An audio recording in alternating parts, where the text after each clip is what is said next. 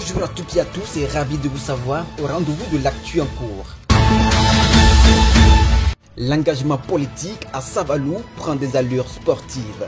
Par une marche matinale énergique dans les rues de la ville, Alessandre Ganfong Baguidi a officialisé son entrée au bloc républicain, alliant forme physique et détermination politique.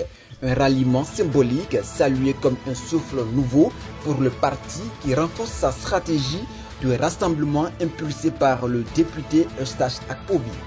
Depuis 2014, à travers diverses initiatives, ici et dans d'autres communes de notre pays, j'ai appris à écouter, à comprendre, à servir. J'ai côtoyé les attentes, les rêves et parfois les douleurs silencieuses de notre jeunesse. Ensemble, nous avons organisé, sensibilisé, nettoyé, joué, chanté, mais surtout, nous avons espéré. Aujourd'hui, je fais le choix de donner à cet engagement un souffle nouveau, une nouvelle force, un nouvel ancrage. J'adhère officiellement au bloc républicain. Toujours dans la commune de Savalou, à Gobada, tradition et modernité se rejoignent sous le signe du culte Regesso. Grâce à la générosité du ministre Honoré Désiré Adadja, un tout nouveau couvent dédié à cette divinité a vu le jour, devenant un symbole fort de foi et de mémoire culturelle. Inauguré avec faste avec le regard bienveillant de Sa Majesté Dada Ganfong Baguidi XIV, roi de Savalou, cet édifice majestueux incarne un engagement profond pour la préservation des racines spirituelles du Bénin. C'est un axe de groupe, parce que c'est un groupe que nous étions venus ici fin 2022 pour parler d'un groupe aux villageois ici à Gobada. Et à l'époque, ils nous ont introduits sans hésiter, sachant que nous sommes les fils du pays, dans le couvent, carrément, ce qui est extrêmement rare. Et dans le couvent, ce qu'ils nous ont montré, ce qu'ils ont montré en termes de danse, de rythme, de chant, ça vous perce le cœur, parce que vous sentez que votre âme est là, qu'ils ont réussi à sauvegarder ce qui constitue nous-mêmes. Pas seulement notre culture, mais des pratiques, des cultes, des chansons, des rythmes qu'on ne trouve pratiquement plus nulle part. C'est comme si c'était vous découvrez vous-même dans un musée, où vous n'espérez plus retrouver ce qui fait votre personnalité, votre âme. Et nous avons retrouvé ça. Malheureusement, l'endroit dans lequel ça se déroulait, le couvent à l'époque, était plutôt délabré. Les clôtures tombaient, remplacées par des bouts de tôle, des nattes. Et j'avais personnellement promis que même en dehors du groupe, je ferais ce que je pouvais pour qu'au moins la clôture soit restaurée. Parce qu'un couvent, c'est un couvent. On ne devrait pas pouvoir de loin voir ce qui se passe, ni de jour, ni de nuit dans un couvent. C'est à partir de cette promesse que tout a démarré. Et finalement, de clôture en mur, c'est devenu carrément la réflexion de tout le couvent. Ce lundi 13 octobre, à Ilémon, les voix du passé ont résonné avec force et émotion. À l'initiative de l'association Communication, Culture et Développement, les figures disparues de la presse des collines ont été honorées comme il se doit, avec respect, ferveur et gratitude.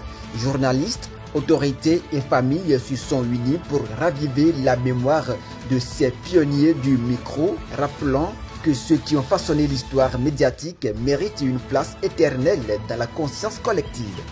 Dans la vie d'un homme, l'homme se souvient.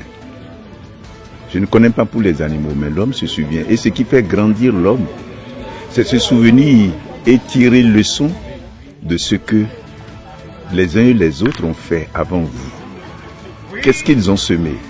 Parce que pour qu'il y ait une maison, il a fallu avoir une première brique. Moi, je suis rentré au cinéma parce que j'ai vu des aînés faire.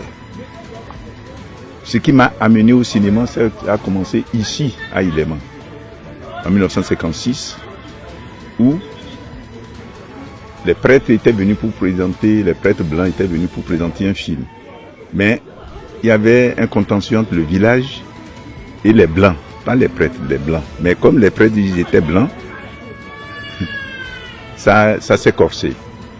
Donc il y avait une projection de films, c'était des dessins animés à l'époque, et on a interdit à tout le monde de venir. Et nous, on s'est entêtés pour aller. C'était au mois de novembre. Donc il y avait plus, ce n'était plus la période de pluie. Les parents avaient dit que cette projection n'aurait pas lieu. Et ils menaçaient. Et c'est là que moi, d'abord ça coïncidait avec une période où il fallait décortiquer les arachides. Ça me fatiguait. Donc c'était une occasion pour fuir le décortiquage. Et j'ai fui pour aller à la projection. Je suis allé à la projection, j'ai retrouvé seulement 2 élèves. Et puis 2 ou 3 personnes parmi les anciens. Et c'est là que un vieux, on l'appelle sergent Adjele, il avait fait l'armée française première guerre. Il m'a giflé par derrière. Et j'ai juré ce jour-là que ce pourquoi il m'a giflé là, c'est ce métier-là que je vais faire. Donc à partir de ce moment, transmettre la mémoire, c'est quelque chose de fondamental. Lorsque vous n'avez pas de mémoire, vous n'avez pas de miroir et vous n'avez pas de modèle. C'est ce que j'exprimais tout à l'heure dans mon allocution. Et aujourd'hui, ce qui s'est passé, c'est trop fort pour moi. Septuagénaire que je suis, où je me sens encore jeune, je me dis, il y a des choses à révéler. Et mon métier, je suis documentariste, collecteur de mémoire. Je dois transmettre la mémoire des gens. Et ça, ce n'est pas sans difficulté. Les gens eux-mêmes, les héritiers de ceux-là dont on veut parler, ils n'ont même pas conscience que leurs parents représentent quelque chose. Donc l'événement d'aujourd'hui, avec les gens qui sont venus, l'émotion qu'on a créée, c'est quelque chose de très important pour moi. Le duo présidentiel du Parti Les Démocrates, composé de Renaud Agodjo et de son colistier Jude Bonaventure Lodjou, s'est rendu ce mardi à la Commission électorale nationale autonome pour le dépôt officiel de son dossier de candidature à l'élection présidentielle de 2026. Accompagné d'une foule de militants venus témoigner leur soutien, les 2 candidats ont effectué cette démarche dans une ambiance de ferveur et d'engagement politique. Ce dépôt reste une étape décisive qu'a remarqué le président de l'institution, qui est l'incomplétude du dossier. 112 heures leur a été accordée pour la mise à jour.